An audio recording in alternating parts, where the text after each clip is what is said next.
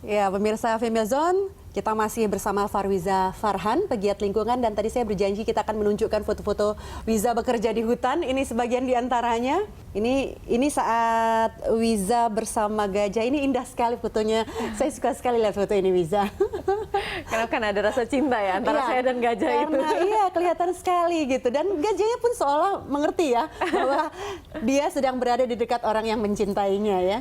Gajah itu amazing, Mbak. Itu luar biasa soalnya dia punya fungsi, dia seperti tukang kebunnya di hutan gitu. Dia gardener of the forest. Sepanjang dia migrasi, dia akan makan berbagai tanaman yang ada di sepanjang jalan. Istilahnya kayak merusak hutan ketika dia melakukan migrasi itu. Tapi di saat bersamaan droppings-nya itu memulai tumbuhan-tumbuhan baru. Kalau di cerita The Jungle Book, gajah itu the maker of the forest. Nah, ini yang Wiza sedang memegang gergaji mesin. Saya membayangkan ini beratnya aja puluhan kilo ini ya. Saya mungkin tidak sanggup nih, Za. Ini ngapain sih? Itu sebenarnya ceritanya kita lagi restorasi di Aceh Tamiang. Restorasi yang dilakukan adalah menebang pohon-pohon sawit ilegal, kemudian memberikan kesempatan untuk hutan itu tergenerasi secara natural, tanpa ditanam, tanpa dilakukan apapun. Ini sebenarnya gambarnya simbolik aja sih, karena kan saya juga pengen tuh ikutan nebang sawit, tapi nggak kuat. Gergaji mesinnya aja udah puluhan kilo ya? Iya gitu, ngangkat gergaji mesin itu aja dengan sekuat tenaga, sempat berusaha tersenyum lagi. Nah, tapi saya juga pernah mendengar Wiza katanya sempat mengalami kendala-kendala bekerja di hutan. Apa saja sih bentuknya? Kalau sebagai perempuan ya standar, kadang-kadang hygiene itu susah kalau lagi di lapangan, terus dikelilingi dengan pria-pria yang... Ya karena kan ini identik dengan pekerjaan laki-laki. Tapi sebenarnya sih tidak ada hal yang terlalu berbeda. Bekerja dimanapun. Bekerja dimanapun, perempuan atau tapi kan lokasinya sendiri kan hutan, bukan gedung ber-AC misalnya. Tentu saja berbeda loh, Za. Iya, tentu berbeda. Penelitian perempuan yang bekerja di gedung ber-AC itu mesti pakai high heel selalu gitu kan. Kalau ini lebih nyaman ya. Sementara saya bisa tampil seragam nyaman. seperti ini. Tapi memang kadang-kadang bekerja di hutan itu kan tidak cantik ya, dan tidak dianggap sebagai sesuatu yang glamorous. Cuman untuk saya, ini seperti pekerjaan yang perpetual holiday. Saya selalu berlibur, saya selalu ke tempat-tempat yang indah, saya selalu berinteraksi dengan satwa. Dimana itu buat saya itu suatu reward, suatu keberuntungan yang sangat saya nikmati. Karena saya nggak perlu bayar gitu. Kalau mau main sama gajah, mau melihat orang hutan, mau rafting di sungai, itu bagian dari pekerjaannya ya.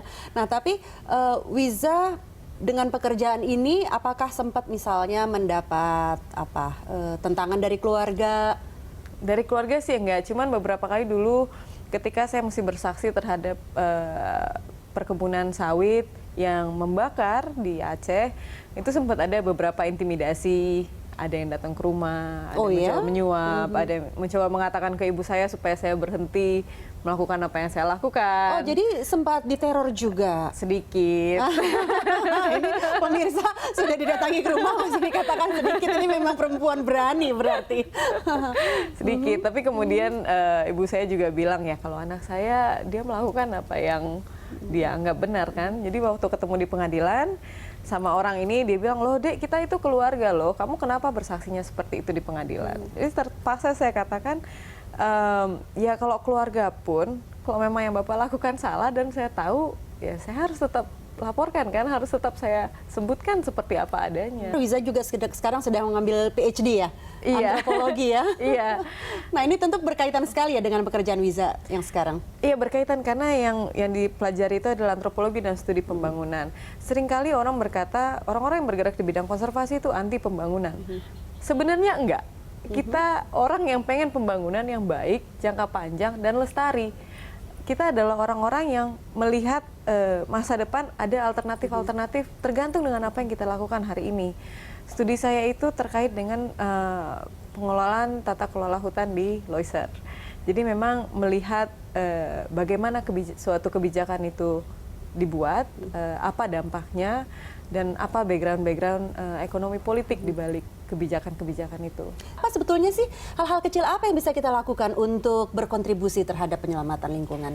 Tergantung kita ada di mana. Setiap orang itu bisa berkontribusi. Istilahnya seperti saya punya seorang teman fotografer, dia menjadi fotografer satwa, dia mengangkat isu-isu lingkungan lewat foto-fotonya. Ada teman yang lain, seorang blogger, dia menulis tentang masalah-masalah lingkungan, membangun kesadaran dari banyak orang. Bahkan hal sekecil, saatnya kita tinggal di kota, merasa hutan itu jauh, merasa itu bukan urusan saya, merasa saya nggak bisa apa-apa. Tapi dari hal sekecil, orang nggak buang sampah sembarangan, itu ada dampaknya. Terus kemudian masyarakat yang memang tinggal di pinggiran hutan, seringkali kita pikir tugas menjaga hutan itu adalah tugas polisi hutan, tugas pemerintah atau LSM. Tapi yang selalu ada di situ adalah masyarakat, dan mereka yang menjadi garda depan perlindungan atau kehancuran hutan. Seringkali mereka sadar, asal nggak dijanji-janjiin kalau misalnya mereka buka lahan nanti akan dibeli lahannya. Ya, itu yang sering terjadi ya. Itu yang sering terjadi. Nah, sedikit saja ini Wiza, mimpi Wiza yang belum terwujud terhadap pelestarian hutan dan penyelamatan lingkungan. Saya pengen pelestarian hutan, saya pengen forest cover, tutupan hutan di Indonesia dan seluruh dunia itu bertambah. Saya pengen pensiun sih, Mbak. Bercanda. Tapi emang kalau seandainya kita semua punya kesadaran mengenai fungsi ekologis dan kesadaran pemahaman itu tertranslate di kehidupan sehari-hari, tertranslate di pembuatan kebijakan, tertranslate di tindakan kita, perubahan itu akan terjadi ke arah yang lebih baik. Wiza, terus berjuang menyelamatkan hutan, menyelamatkan bumi. Terima kasih banyak, Mbak. Terima kasih telah berbincang dan berbagi cerita di Female Zone.